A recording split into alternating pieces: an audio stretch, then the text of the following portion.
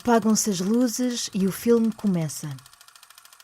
Na escuridão da sala, o público mergulha na realidade que retrata o ecrã e todo o processo fílmico, cheio de desafios e contratempos, passa para segundo plano. A arte do cinema nem sempre é compreendida. Num país onde os apoios à cultura são escassos e a valorização do cinema é questionável, os projetos independentes destacam-se por aquilo que conseguem fazer com poucos recursos. Viva, eu sou a Joana Nunes. E eu, a Beatriz Valente. Neste Repórter 360, exploramos o cinema independente português para saber como são contadas estas histórias.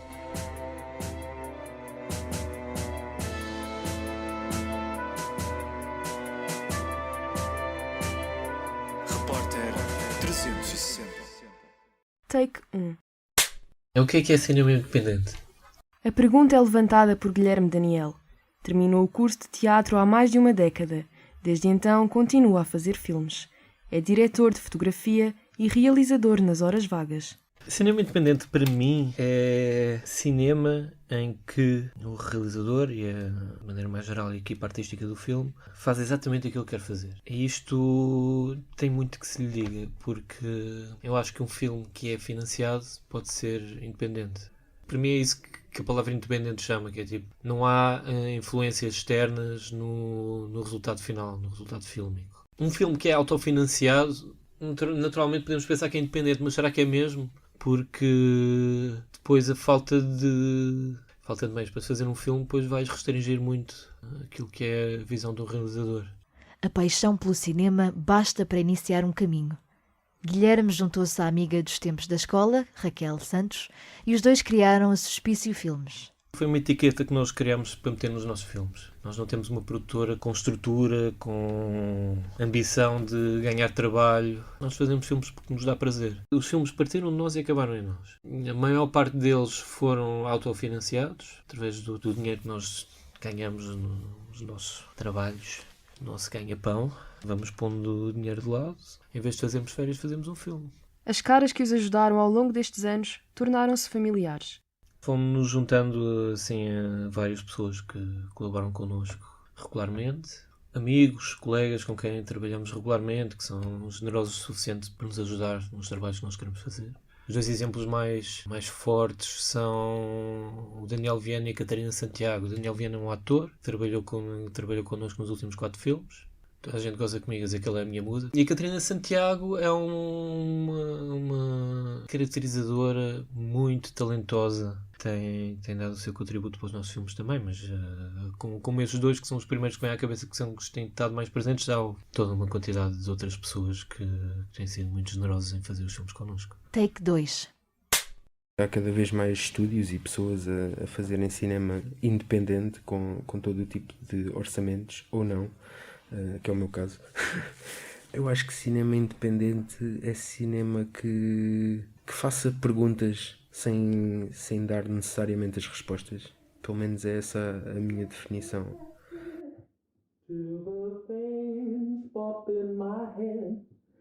I wake up every morning wishing God would strike me dead. Para João Canuto, a experiência de fazer cinema sem apoios externos abre portas à liberdade criativa. Fuck Haneke é uma produção de um homem só, sem orçamento, em que João toca em aspectos da própria vida. Eu estive no hospital o ano passado, porque andei alguns aninhos assim a desleixar-me com a minha saúde e com a alimentação e assim, a focar-me primariamente na arte e sem querer saber de mais nada. E acabei no hospital e eu só sabia que tinha dores horríveis e mal me podia mexer, mal conseguia ir à casa de banho e assim, ao levantar-me para comer. E ouvi uma enfermeira, à meia da noite, a ligar à minha mãe a avisá-la que eu poderia não resistir. E eu tinha andado a ver uns filmes do Michael Haneke e aquilo já estava a mexer bastante comigo. E depois esse telefonema que eu ouvi, ao fundo de um corredor todo escuro e assim, acabou por mexer ainda mais comigo e pensei, bem, quer eu resista, quer não, eu vou ter que sair daqui e vou fazer um filme. E foi isso. E de manhã chamei a médica, pedi-lhe alta e resolvi ir para casa fazer o filme.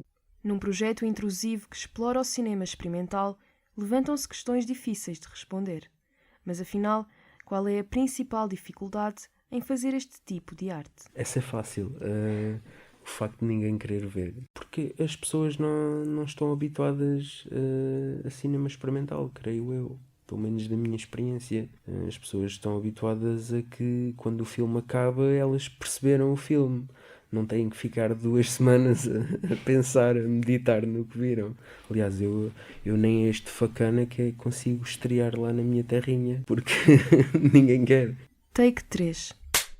A liberdade criativa tens sempre, claro, sim, na produção independente, porque não tens de justificar as tuas ideias ou aquilo que tu vais fazer a um financiador. Geralmente, quando se concorre a um financiamento, poderá ser isso, mas eu acho que a liberdade criativa acaba sempre por desaparecer. Obviamente que os fundos não são muito fáceis de conseguir. Rafael Almeida é um nome conhecido na indústria do cinema. É cineasta e já tem várias curtas-metragens premiadas. Está familiarizado com o circuito de festivais e sabe o que é preciso fazer para cair nas graças das entidades financiadoras. As candidaturas abrem e depois tens de fazer a candidatura segundo os parâmetros que eles apresentam, guião, montagem financeira. Em alguns já pedem mesmo os locais de reperagem onde tu vais filmar. Muitas vezes facilita conseguir os financiamentos se te juntares a uma produtora já conhecida, obviamente. Só o nome do realizador, o nome da produtora ajuda muito nessas candidaturas. Sozinho, por exemplo, ou mesmo com um produtor independente que não seja uma grande produtora portuguesa, torna-se complicado conseguir os fundos. E não concordo com os critérios da avaliação de quem concorre. Eu acho que o foco devia ser mais no projeto do que em quem está a concorrer. Porque é isso, eles atribuem os pontos aos realizadores, às produtoras, e em certa parte eu acho que o projeto fica meio de parte, que é o que era importante, acho eu. Quem está dentro da indústria sabe. Antes de sequer chegar ao grande ecrã, o processo de obtenção de financiamento passa por uma seleção prévia que nem sempre é imparcial. É uma política do gosto que é associada à definição de quem é que filma e quem é que não filma, que consegue ser muito frustrante. É muito difícil para uma pessoa que esteja a começar e que tenha ideias e que se queira expressar, se calhar de uma maneira um pouco diferente daquela que está dentro da política do gosto das entidades decisoras. É muito difícil. Existe uma certa dificuldade em fazer projetos de género em Portugal. Quando eu digo projetos de género, estou mesmo a ser aberto em relação a isso, porque eu acabo por fazer mais cinema, aquilo que é chamado cinema de género. Em termos de apoios públicos, geralmente, tu tens muitos apoios para um tipo de cinema não tão, como eles dizem, americanizado. Que acaba por ser um cinema que ganha muitos festivais. O nosso cinema é premiado internacionalmente, mas por vezes é difícil chegar ao público. E muita gente diz que o público português está chateado com o cinema português já há muitos anos, porque houve um processo de afastamento de quem produz e de quem vê o cinema. Os créditos rolam e o véu de silêncio sobre a sala cai. Rafael faz filmes para o público. Não esconde gostar de ouvir o burburinho dos comentários assim que o filme termina. Porque é isso que também me move a continuar a fazer, seja boa ou seja má. Já tive, sei lá, a minha terceira curta, uma comédia, que tive festivais de cinema em que eu fui, em que as pessoas estavam a rir do início ao fim, e tive festivais de cinema em que passou a curta e do início ao fim as pessoas estavam num silêncio absoluto, que eu até me senti constrangido de ter feito aquilo. Mas eu gosto disso, dessa relação com o público. Muitas vezes autofinanciados ou com um orçamento apertado, o cinema independente em Portugal não fica muito atrás, em termos de qualidade, do que é feito internacionalmente. A minha curta-metragem mais cara custou aqui 4.000 euros, acho eu. E se eu falo isto, por exemplo, a um festival internacional e falo isto com alguém de outro país, eles ficam, mas como? Como é que se faz isso com 4.000 euros? Tem muito a ver com o facto de, em Portugal, as pessoas, para fazerem as coisas, muito, até mesmo atores e mesmo pessoas que trabalham, de darem o seu tempo, digamos assim, para fazer aquilo, e sem receber nada em troca, muitas vezes. Tenho tentado fugir a isso nos últimos anos, mas no início, qualquer pessoa acaba por fazer isso.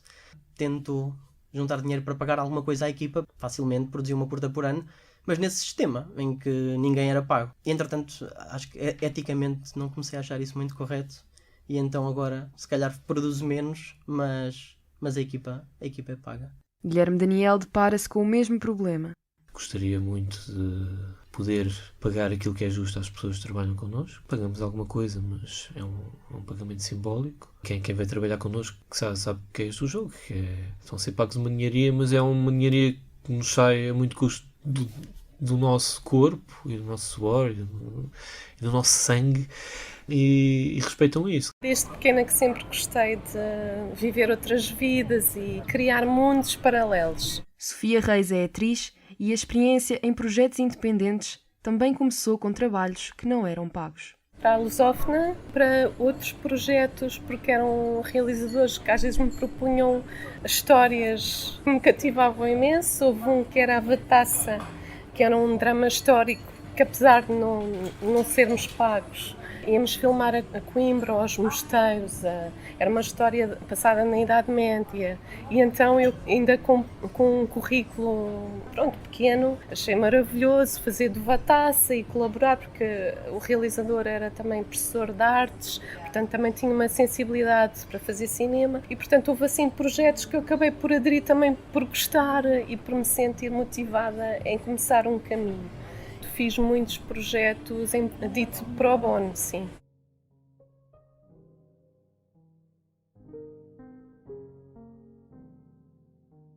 Nas gavetas de muitos cineastas portugueses encontram-se guiões esquecidos, protótipos de ideias deixados para trás e projetos que ficaram pelo caminho.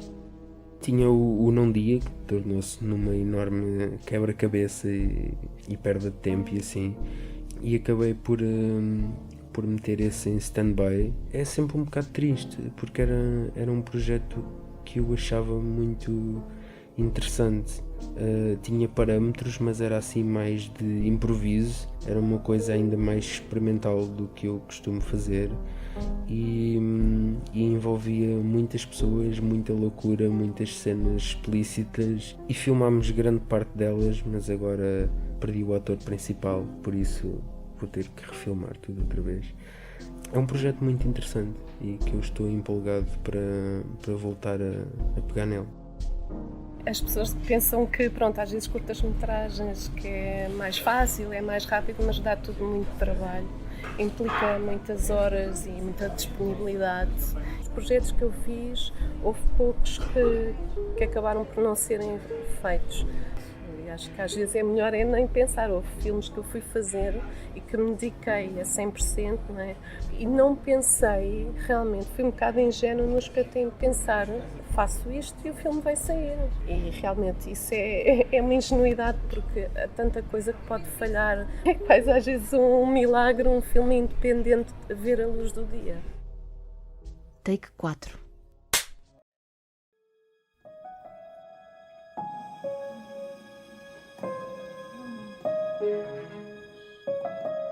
Estás a ouvir parte da curta-metragem Em Cada Degrau em que o Pé Cai. É a terceira classificada da mais recente edição do 48 Hour Film Project.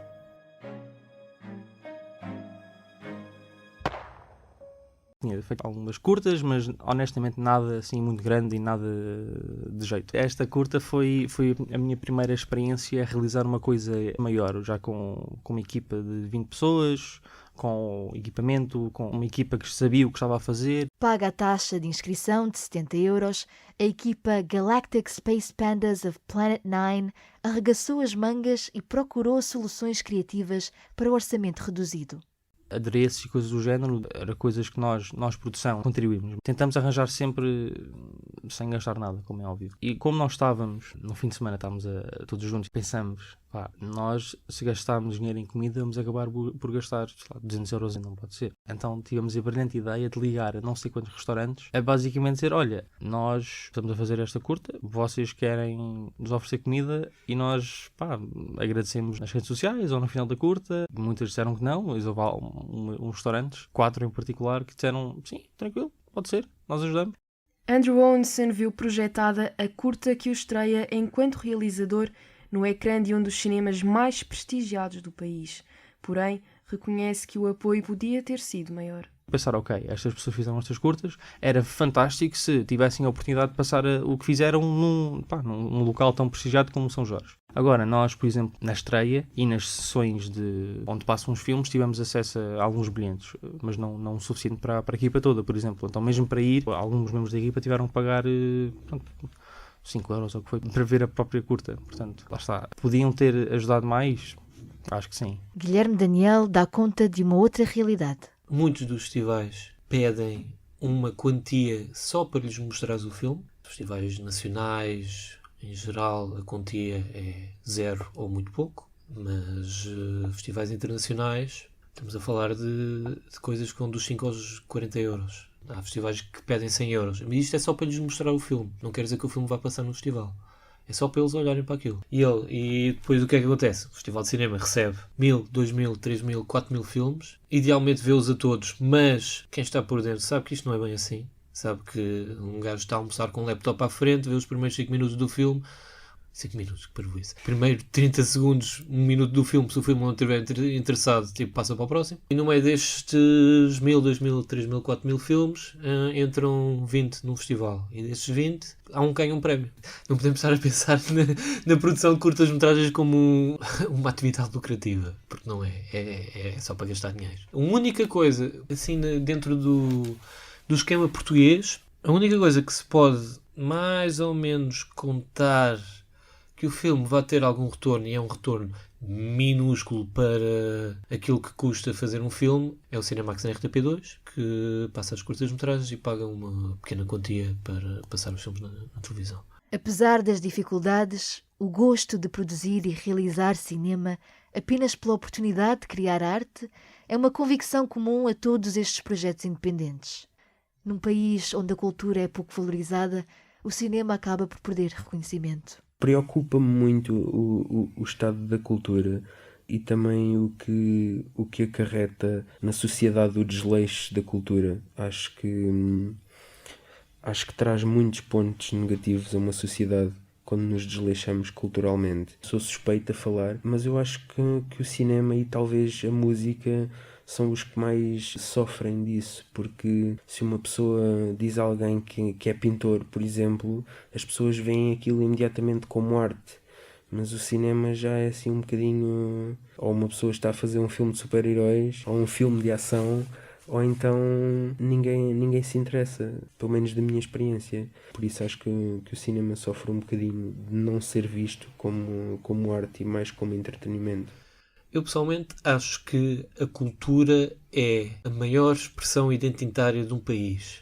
Mas aí está, nós vivemos nesta comunidade chamada Portugal e é aquilo que mais nos define enquanto pertencentes a esta comunidade, é a maneira como nos expressamos artisticamente. São os livros que se escrevem cá, são os filmes que se fazem, são o trabalho em teatro que é feito, a música, tudo isto é Portugal, e tudo isto é importantíssimo para o nosso crescimento enquanto comunidade. Portanto, eu acho que o nosso governo, as entidades que gerem o país, têm o dever de apoiar a cultura, porque é a cultura que faz o país. Corta! Esta reportagem foi produzida por mim, Joana Nunes. E por mim, Beatriz Valente. A coordenação é de Inês Malhado. O design é de Carlota Real e Cláudia Martina. E a sonoplastia do genérico de Luís Batista. Acho que se